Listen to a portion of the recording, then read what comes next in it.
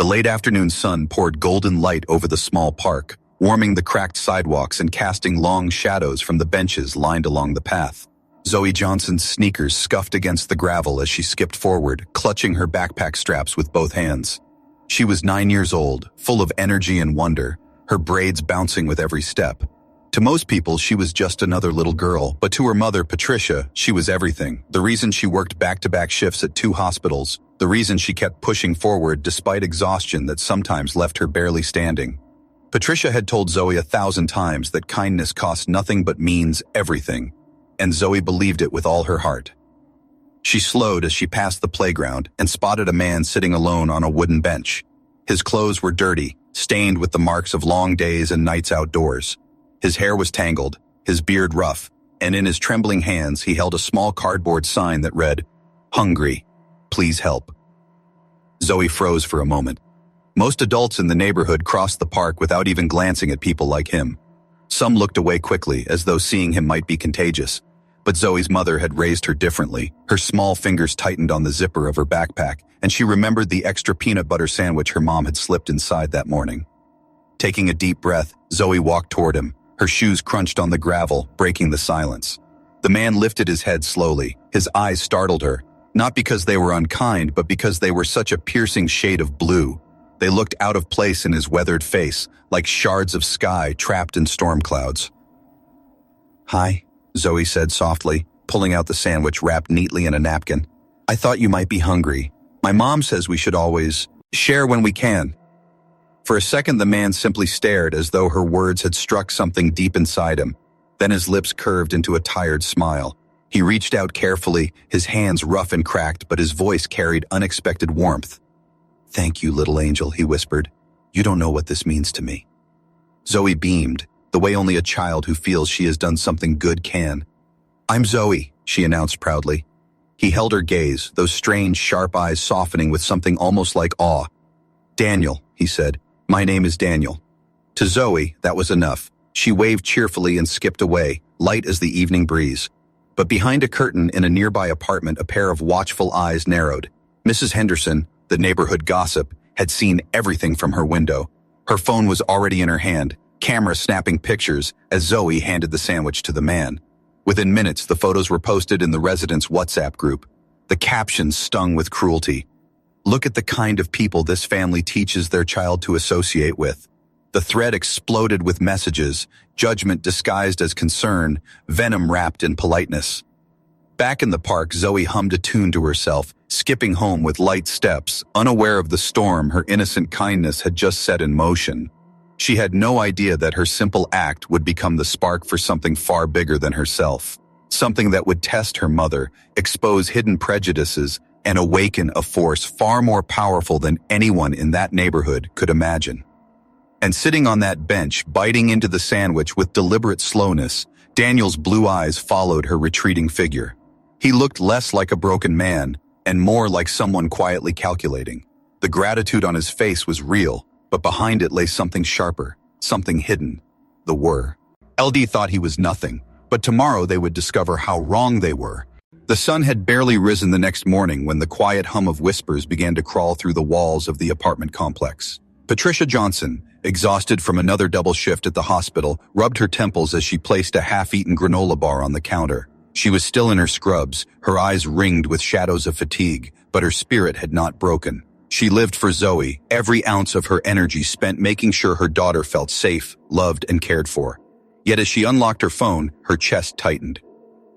7 unread messages lit up the screen. Each one came from a different neighbor in the Residents Association group.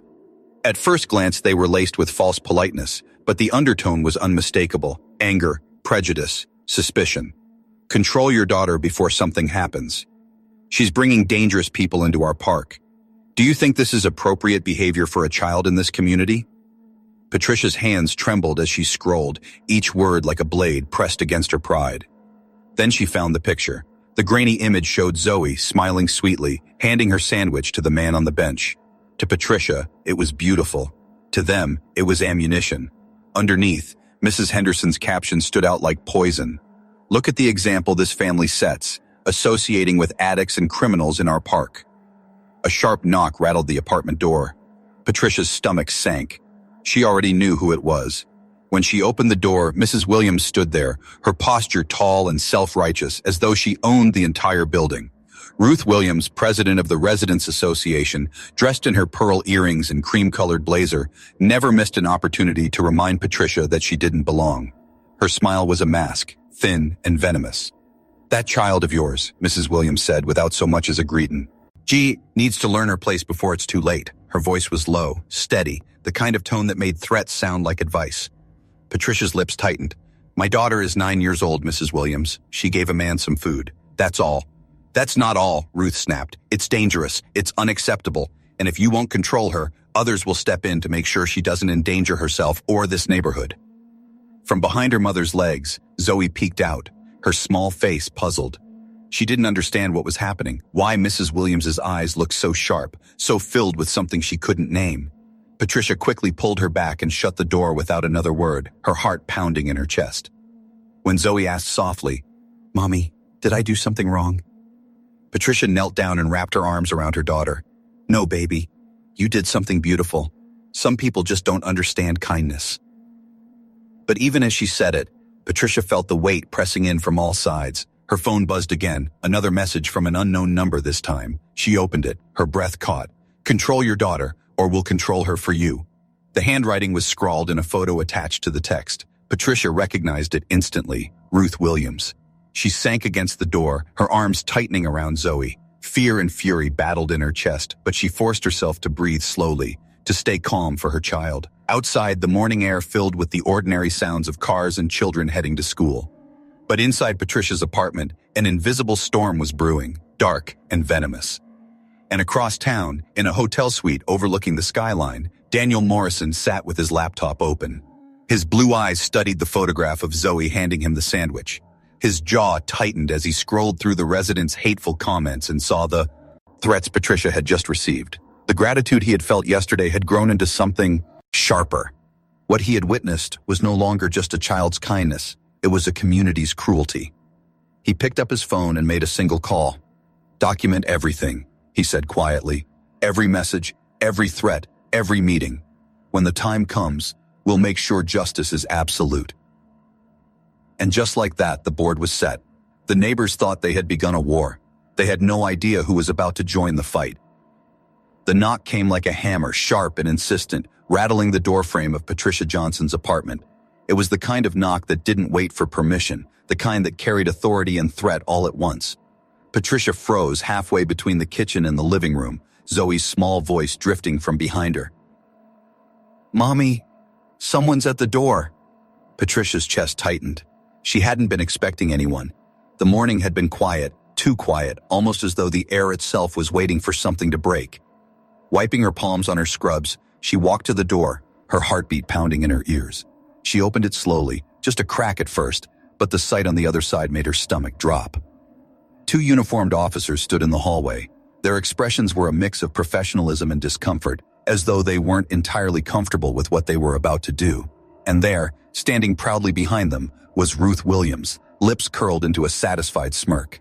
Her pearls gleamed in the fluorescent hallway light, and in her hand she clutched a manila folder stuffed with papers and photographs. "Mrs. Patricia Johnson?" the taller officer asked, his voice deep but hesitant. Patricia nodded, her mouth dry. "Yes." "We've received a report," he continued, "that your daughter is being neglected and exposed to dangerous individuals. We'll need to ask you some routine questions."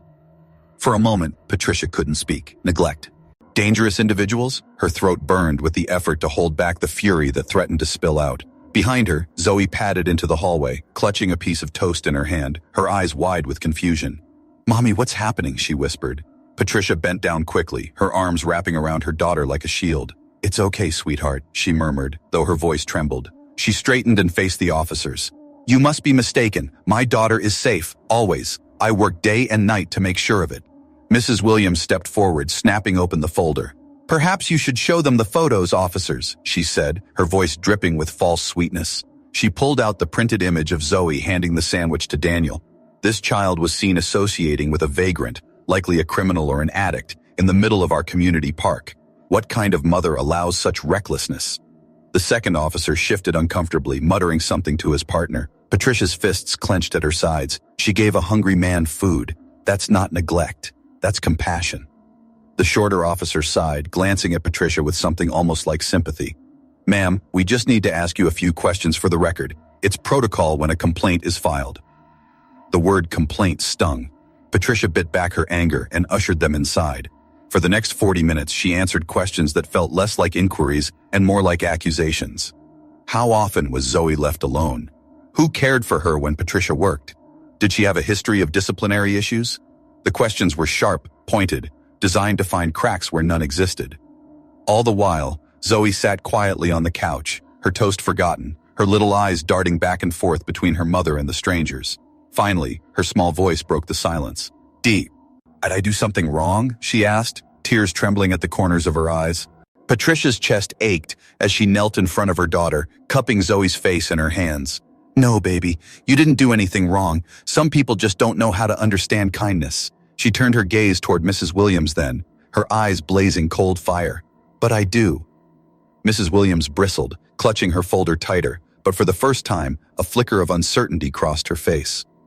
When the officers finally left, muttering something about follow-up reports and social services, Patricia shut the door with trembling hands. She leaned against it, her breath ragged, fury and fear twisting inside her like a storm. Zoe threw her arms around her waist, her little body shaking. "They're not going to take me away, are they, Mommy?" Patricia hugged her tightly, her voice breaking but steady enough for her daughter's ears. "Never, my love, never." But deep down, Patricia knew this was just the beginning. They weren't trying to warn her, they were trying to break her. And across town, in a luxury suite, Daniel Morrison closed his laptop after watching the entire exchange on hidden surveillance footage. His jaw tightened and his hand curled into a fist. "They've made their move," he said quietly into his phone. "Now it's our turn."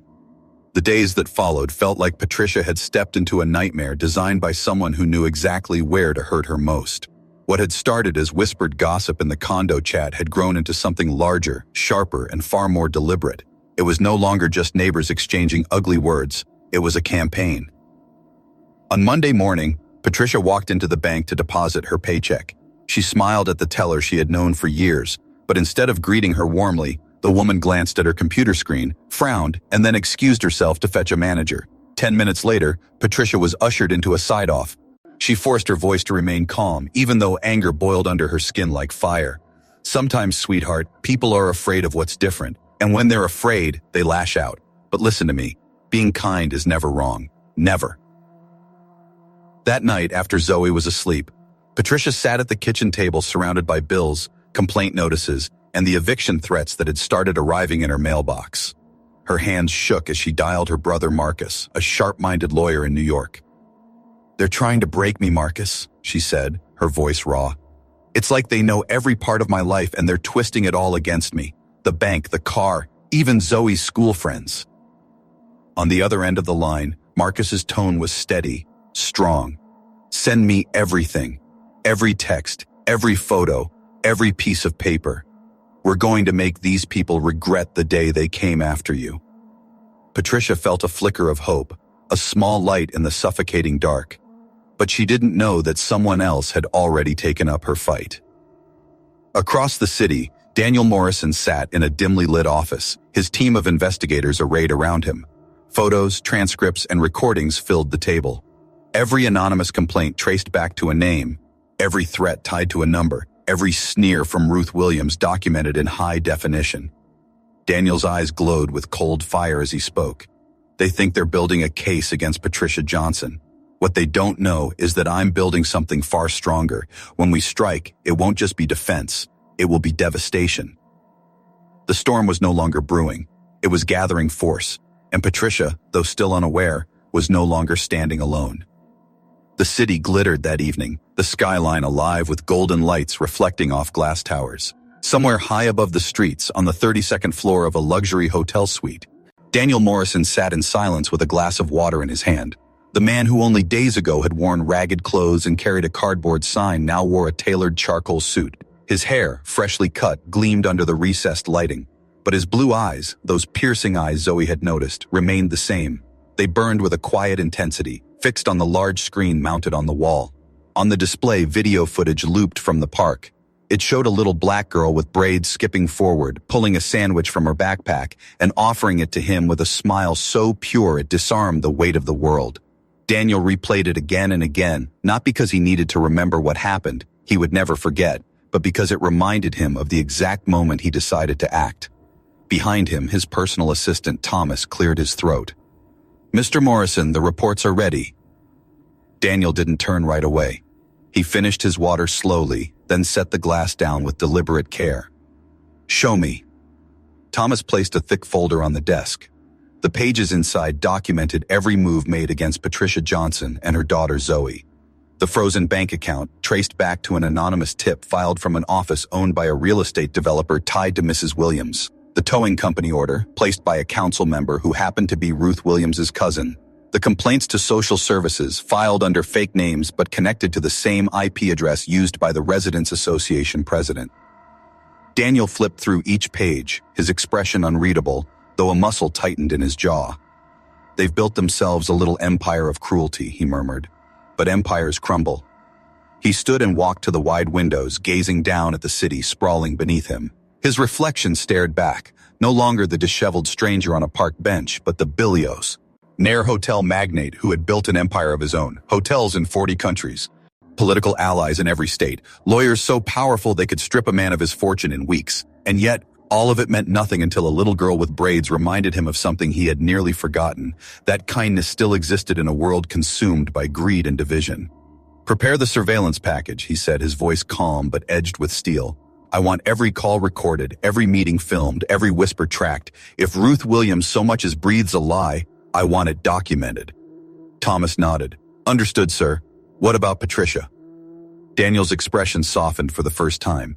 He thought of her tired eyes, her voice trembling as she comforted her daughter, a woman stretched to her limits but still standing tall. "She doesn't know it yet," he said, "but she's not fighting alone anymore. No one touches that little girl or her mother without answering to me." Behind him, the investigators continued their work, piecing together threads of corruption that reached far beyond a petty neighborhood feud. Developers, council members, even a local judge, all had dipped their hands in the scheme to push families like Patricia's out of the neighborhood. And at the center of it all, Ruth Williams, smug and untouchable.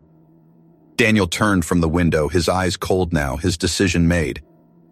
Phase 1 begins Monday. She thinks she owns that building. By the end of the week, she won't even own her front door. A thin smile touched his lips, but it wasn't the weary gratitude Zoe had seen in the park. It was the sharp, calculating smile of a man used to winning wars no one else knew had even begun. And far across town, Patricia sat at her kitchen table, unaware that the tide was already shifting. She believed she was preparing to fight alone.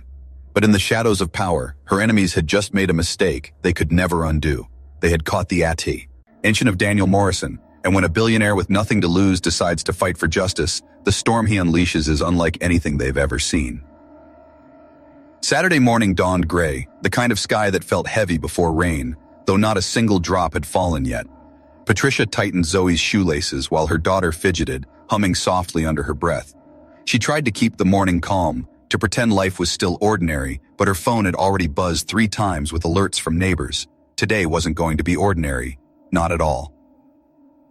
By mid-morning, Patricia opened her front door and found the courtyard of the condo complex alive with tension. A crowd had gathered, mothers with their children, men in crisp polo shirts, older couples whispering behind folded arms. Hand-painted signs bobbed in the air, "Protect our children, keep our neighborhood safe." And at the center of it all, commanding the scene like a queen at court, was Ruth Williams. She wore her pearls again, her cream blazer perfectly pressed, her chin lifted high.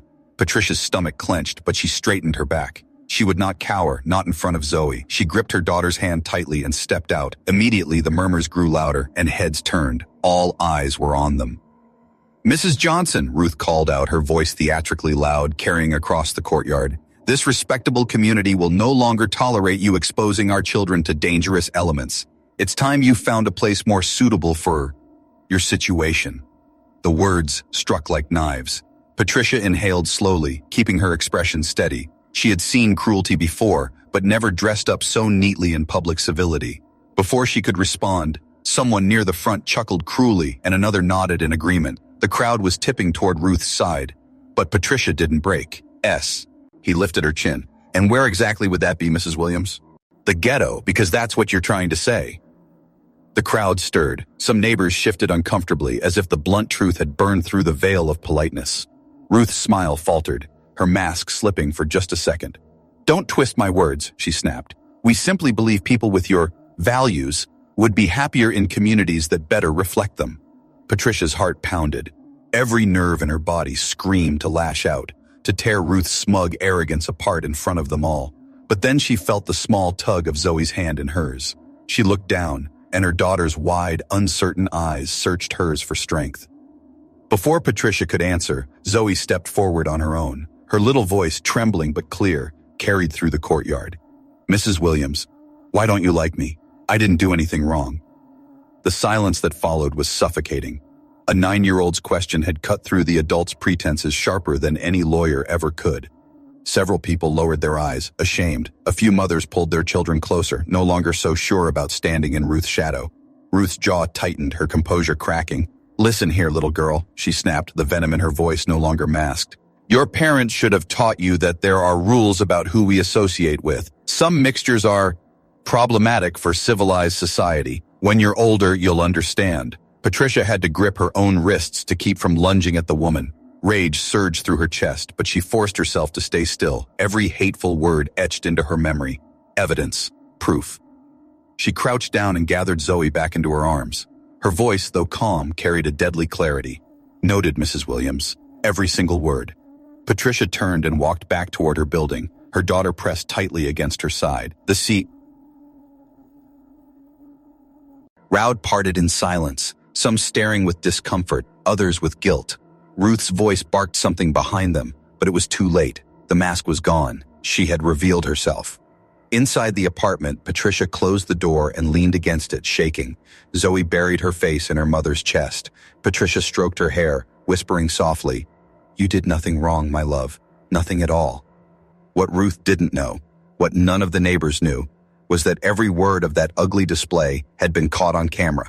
Discreet investigators, hired by a man with blue eyes and limitless resources, had been recording the protest in full. And that evening, in his hotel office, Daniel Morrison watched the footage with icy calm. Perfect, he said quietly, replaying the moment Ruth told a 9-year-old child she was a problem for society. That's the mask slipping. That's what we needed. His smile was thin, sharp. The trap was tightening, and Ruth Williams had just walked straight into it. That night, Patricia sat at the kitchen table with the lights dimmed low, her hands wrapped around a mug of tea that had long gone cold. Zoe was asleep in the bedroom, her soft breathing drifting through the cracked door, but Patricia's mind refused to rest. Every moment of the day replayed like broken film, the chants, the signs, Ruth Williams's venomous voice echoing across the courtyard, and her daughter's trembling question that had silenced them all. She should have felt proud of Zoe's bravery. Instead, she felt the weight of helplessness pressing on her chest. The harassment wasn't slowing, it was escalating. And worse, it was starting to seep into Zoe's little world in ways Patricia could no longer control. The ring of her phone startled her. The screen showed an unknown number. For a second, she thought about ignoring it. Another anonymous threat? Another cruel whisper meant to frighten her? But something in her gut told her to answer.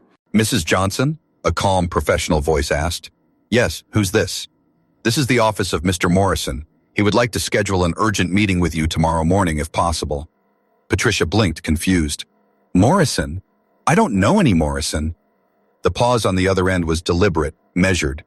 He prefers to explain in person. It concerns the incident in the park with your daughter last week. Patricia's pulse quickened, her mind raced. Was this connected to Daniel, the man on the bench? Or was this another ploy from Ruth, another trap? The thought of walking straight into danger made her stomach twist. And what exactly does Mr. Morrison want with me? She pressed. The voice didn't falter. He will explain everything. We'll send a car to pick you up at 10 in the morning. The meeting will be held downtown at Morrison Holdings headquarters. You'll be perfectly safe. The line clicked dead before Patricia could respond. She sat frozen, her phone pressed to her ear, staring at the shadows crawling across the kitchen wall. Morrison Holdings? She had never heard of it. And yet the way the caller spoke, the precision in their tone, made it sound like something far beyond the reach of Ruth Williams' petty cruelty. Her first instinct was fear. She couldn't leave Zoe. She couldn't risk walking into a stranger's office only to be ambushed. But then she thought of the alternative, doing nothing. allowing Ruth and her allies to keep twisting the knife until she bled out her dignity, her home, maybe even custody of her daughter. Patricia sat in silence for a long time, staring at the mug in her hands. Finally, she whispered to herself, "I can't run forever." In the bedroom, Zoe stirred, murmuring in her sleep. Patricia rose and went to her side, brushing her daughter's hair back gently. She bent low, kissing her forehead. "Mommy's going to fix this," she whispered, her voice breaking. "I promise." Across town, in a glass-walled office that overlooked the city's glittering lights, Daniel Morrison stood with his back to the window, his phone still in his hand. His blue eyes reflected the city like shards of ice. "She's coming," he said to Thomas, who stood nearby with another folder full of evidence against Ruth Williams. Daniel set the phone down, his voice steady, cold, and certain. "Tomorrow, the pieces will begin to fall into place. Patricia Johnson will understand she's not alone, and Ruth Williams will realize she's already lost." The city outside buzzed with ordinary life, but in that moment, something far from ordinary was about to begin. The city center gleamed beneath the morning sun, its glass towers reaching skyward like monuments to power. Patricia stood at the curb, holding her purse tightly against her chest as the sleek black car pulled up in front of her. The driver stepped out, dressed in a crisp suit, and opened the door with a bow of his head. "Mrs. Johnson," he said politely, "Mr. Morrison is expecting you." Every instinct in Patricia screamed to turn and run, to scoop Zoe into her arms and never look back. But something stronger pulled her forward, the need to protect her daughter, the desperate hunger for answers, the faint flicker of hope that maybe, just maybe, this wasn't another trap. She climbed in. The car glided through traffic smooth as a whisper before pulling up to a towering building of steel and glass. A golden plaque read, "Morrison Holdings." The name hit her chest with weight. Whoever this man was, he was no ordinary neighbor, no casual business owner. The receptionist in the marble-floored lobby guided Patricia to a private elevator. The ride up was silent, the hum of machinery loud in her ears. When the doors opened, she was led into an office that felt more like a throne room than a workspace. Floor-to-ceiling windows stretched across the back wall, offering a sweeping view of the city. At the center of the room stood a man in a tailored suit, his back to her as he gazed out at the skyline. The moment he turned, Patricia froze. The hair was trimmed, the suit immaculate, the posture commanding. But the eyes, the piercing blue eyes, were the same. Her breath caught in her throat. "You—" Daniel smiled faintly, a smile that carried neither arrogance nor apology. "It's good to see you again, Ms. Johnson. Formally, this time." Patricia blinked, unable to reconcile the ragged figure on the park bench with the polished titan before her. "You're not homeless." "Definitely not," he said gently, his voice steady, almost soothing. "I was conducting field research for a documentary on inequality. I spend a few days each year in disguise to understand the struggles most people prefer to ignore. That's how I met Zoe." Her knees felt weak, and she sank into the chair the receptionist had pulled out for her. "Why am I here?" Daniel walked around the desk and set a heavy leather folder in front of her. "Because your daughter reminded me of something I'd forgotten, that kindness still exists, and because I cannot stand by while people like you are torn apart by people like her." He gestured with a flick of his hand, and the flat screen on the wall lit up. Patricia's heart stopped as she watched herself on the screen. Footage of Ruth Williams leading the protest, her voice dripping venom as she called Zoe a problem for civilized society. Phone call recordings played next, threats laced with racial undertones, each word clearer than the last. Documents flashed on the screen. Bank transfers from developers to Ruth Williams, messages between her and the mayor, memos arranging removals of Black and Hispanic families. "This is impossible," Patricia whispered, her hands trembling as she flipped through the folder. "How do you have all this?" "Because I've been watching," Daniel replied. His voice was calm, but beneath it was the steel of a man who had fought battles far larger than neighborhood politics. "Every threat against you, every scheme, every attempt to break you.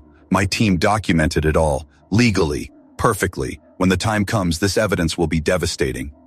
Patricia's chest rose and fell with shaky breaths. Relief fought with disbelief, gratitude tangled with suspicion. "And what do you want in return? Nobody gives this kind of help for free." Daniel leaned forward, resting his hands on the desk, his eyes locking with hers. "I want justice. I want Ruth Williams to understand what true power looks like when it's used for good." And I want Zoe to see that the world isn't always cruel, that sometimes kindness inspires a fight worth winning. Patricia stared at him, the weight of everything pressing in. She thought of Zoe's small voice asking if she had done something wrong. She thought of Ruth's smirk, of the eviction notices, of the bank's cold dismissal. And she thought of this man, this billionaire, whose eyes had once looked so desperate on a park bench. She swallowed hard, her voice low but steady. Then tell me, what happens next? Daniel smiled, but it wasn't the smile Zoe had seen. It was sharper, colder, the smile of a man who had built an empire by crushing opponents who underestimated him. He slid a single page across the desk. Phase 1 has already begun, he said. On Monday, Mrs. Williams will wake up to find she no longer owns her home. I bought the building this morning. Patricia's lips parted in shock, and for the first time in weeks, she felt the faint curl of a smile tug at her mouth. For the first time, she didn't feel like prey. Across town, Ruth Williams sipped her coffee in smug satisfaction, unaware that the walls of her kingdom were already crumbling, and the reckoning she had unleashed was moving toward her like a storm. The courthouse smelled faintly of dust and old wood polish, a place where lives were decided beneath the pretense of order and justice. Ruth Williams walked through the wide double doors like a queen entering her throne room. Her cream blazer was pristine, her pearls gleamed under the fluorescent lights, and her briefcase swung at her side, filled with what she proudly called evidence against Patricia Johnson. Today, she thought, would be the day she erased that woman and her troublesome child from her community for good. Judge Hamilton is expecting me, Ruth announced to the clerk at the desk, her voice dripping with entitlement. But when she entered the hearing room, a flicker of unease rippled through her confidence. Judge Hamilton sat stiffly behind the bench, his complexion pale, his eyes darting nervously to the side. Ruth frowned. This was not the assured ally who had whispered promises of swift rulings over glasses of wine. Ms. Williams, he began, his throat clearing awkwardly. There have been developments. Ruth's brows knitted. Developments? I hope you're not reconsidering our position on this matter. She placed her briefcase on the table with a satisfying snap. We have sufficient evidence of neglect. Photographs, complaints, the child's safety is at risk. Actually, a new voice interrupted from behind her. What's at risk here is your entire facade of respectability. Ruth stiffened. Slowly she turned. Patricia Johnson walked into the room with measured grace, her head high despite the weight of weeks of harassment. At her side was a man Ruth didn't recognize at first. Sharp suit, immaculate posture, a presence that seemed to command the room. But when his piercing blue eyes met hers, she froze. Her briefcase slipped from her hand. You... Daniel Morrison removed his sunglasses with deliberate slowness, his voice calm, smooth as glass. Daniel Morrison, CEO of Morrison Holdings. It's a pleasure to meet you officially, Mrs. Williams. Morrison Holdings? Ruth scoffed, her laugh brittle. I've never heard of it. You will, Daniel replied, his smile razor thin. Because for the past 2 weeks, my team has been documenting every single act of harassment, corruption, and conspiracy you've committed against this woman and her daughter. He gestured, and one of his lawyers opened a laptop on the table. Shall we begin? On the screen, video footage played. Ruth at the mayor's office, her voice captured with crystal clarity. There are natural hierarchies. A black child influencing white children to mix with vagrants. That needs to be nipped in the bud. Ruth's face drained of color. That was a private conversations don't protect you from conspiracy charges, Daniel cut in smoothly, especially when paired with these. He nodded again, and bank transfer records filled the screen, money flowing from developers into Ruth's accounts, each payment tied neatly to the eviction of Black and Hispanic families. Patricia stood silently beside him, her hands steady, her eyes locked on Ruth. For weeks, she had been the hunted. Now she was witnessing the hunter become the prey. The judge shifted uncomfortably. Ms. Williams, I was unaware of these irregularities. Daniel's smile widened coldly. Oh, but you were aware, Your Honor. We have recordings of you discussing expedited proceedings in exchange for campaign donations. Would you like to hear them? The color bled from Judge Hamilton's face. Ruth, realizing the ground was crumbling beneath her, lashed out in desperation. This is outrageous. You can... To prove anything, it's all fabricated. A beggar and a nurse against respected members of the community? Who do you think will be believed? Daniel stepped closer, his presence looming over her like a storm. Respect is earned, Mrs. Williams, and right now, you're about to earn something else entirely. Consequences. As if on cue, Ruth's phone buzzed violently in her hand. She fumbled to answer it. Hello? A reporter's voice crackled through the speaker. Mrs. Williams, this is KCNR News. Would you like to comment on the recordings we just received showing you coordinating a racist campaign against an African-American family? We'll be airing them in 20 minutes. The phone slipped from Ruth's hand and clattered to the floor. Silence filled the room, heavy and final. Patricia crossed her arms, her voice calm but firm. For weeks you tried to destroy me and frighten my daughter, but you forgot one thing, Mrs. Williams. Kindness isn't weakness, it's strength, and today it's the reason you're standing here exposed. Daniel nodded to his lawyers. File the charges: conspiracy, corruption, discrimination, threats. He slid a paper across the table toward Ruth. And while you're at it, you'll want to read this. It's your eviction notice. I bought your building this morning. Ruth staggered back, her knees buckling. The proud queen of the neighborhood had been stripped bare in front of everyone. Her lies, her corruption, her power, all torn away in the span of an hour. Patricia felt a swell of emotion rise in her chest. Not just relief, but vindication. Zoe's simple kindness had brought them here, and now justice had a face, and it looked nothing like Ruth Williams. 3 months later, the sun set over a different kind of neighborhood, one alive with laughter, music, and the sound of children playing in wide green yards. Patricia Johnson sat on the porch of her new home, her hands wrapped around a glass of sweet tea, her gaze following Zoe as she chased a golden retriever across the grass. The dog, Max, was a gift from Daniel Morrison, who had insisted every child needed a best friend with 4 legs. Patricia's heart ached with joy and disbelief. She had fought so hard to hold on to scraps of dignity, and now she was watching her daughter thrive in a life she once thought was impossible. The evening news droned softly on the TV inside, its voice carrying through the screen door. A reporter's tone was sharp, relentless. Former Residents Association President Ruth Williams was sentenced today to 5 years in prison for conspiracy, corruption, and fraud. Investigators confirmed she accepted bribes to target minority families in a gentrification scheme. Williams has lost her home, her assets have been frozen, and her political allies face indictments of their own. Zoe ran back up the porch steps, her cheeks flushed, her braids bouncing. She pointed at the TV with wide eyes. "Mommy, look! Mrs. Williams is crying on TV." Patricia sighed, reaching out to smooth Zoe's hair. "Yes, sweetheart, sometimes people make bad choices, and then they have to live with the consequences." She clicked the TV off, unwilling to let her daughter's joy be clouded by Ruth's downfall. Later that week, Patricia stood at the entrance of a brand new community center. The building rose from the very site of Ruth Williams's old apartment complex, rebuilt and repurposed into something beautiful. A large sign over the door read, "The Zoe Morrison Foundation." Zoe clutched her mother's hand as they walked inside. Balloons bobbed in the corners. Children laughed. A rang through the halls, and families, many of whom had faced the same prejudice Patricia once endured, gathered to celebrate. At the front of the room stood Daniel, impeccably dressed but with warmth in his smile as he waved them over. Patricia shook her head in disbelief. "You named it after her?" Daniel's eyes softened as he looked at Zoe, who shyly hid behind her mother's skirt. "She reminded me that kindness isn't weakness. It's the strongest force we have. It's only right that her name stands for something bigger than all of us." During the ceremony, Daniel called Zoe to the stage. She hesitated at first, but Patricia gave her hand a gentle squeeze. With a deep breath, Zoe stepped up to the microphone, her small voice trembling but clear. "My mom always said kindness is like planting seeds. Sometimes it takes a while, but something good always grows. I just wanted to share my sandwich. I didn't know it would grow into this." The crowd erupted into applause. Patricia felt tears streaming down her cheeks as she watched her daughter glow with pride. That simple act in the park had become the catalyst for change, a movement that had already helped hundreds of families find homes and dignity again. Later, Daniel pulled Patricia aside. His voice was quiet, but his words carried weight. "You know why I did this, don't you?" Patricia studied him, her heart full of gratitude but also curiosity. "Because Zoe reminded you of something you'd forgotten?"